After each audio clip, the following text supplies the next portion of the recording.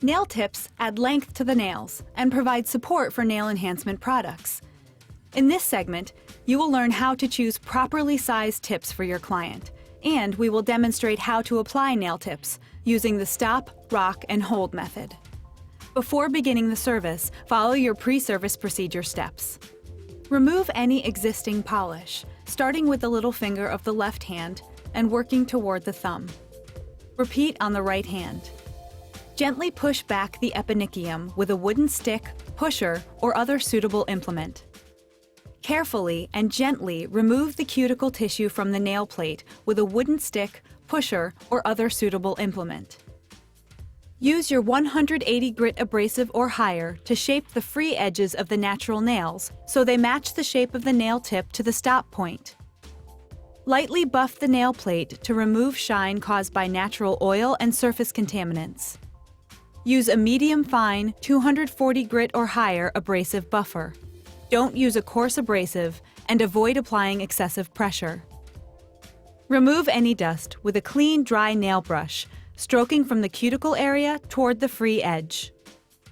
Apply nail dehydrator to remove surface moisture and any oil left on the natural nail plate. Don't touch the natural nail with your fingers, as they can deposit oils, which may cause lifting of the overlay after it's applied. If you accidentally touch or contaminate the freshly prepped natural nail, you must clean it again and reapply nail dehydrator. Carefully choose properly sized tips for your client's nail plate before adhering them to the natural nail. The tips should cover the nail plate from sidewall to sidewall exactly. Arrange all of the pre-tailored and pre-sized tips on a towel in the order of finger position. Cover the entire nail plate with a thin brush-on adhesive, or apply just enough adhesive on the nail plate to cover the area where the tip will be placed. Then, press the tip into it. Be careful not to apply too much. Less is more when it comes to nail tip adhesives. Don't let any adhesive run onto the skin. Consider using a well-less tip that doesn't need to be blended with the natural nail. For better overlay adhesion, buff the surface of the nail tip once it's applied to gently remove the shine. Slide the tips onto the client's natural nail. Find the stop against the free edge at a 45-degree angle and place the free edge inside the stop gap of the well. Then rock the tip on slowly and hold it in place for 5 to 10 seconds until the adhesive has dried. Alternatively, to avoid trapping too many air bubbles in the adhesive, you can also apply the adhesive to the well area of the tip.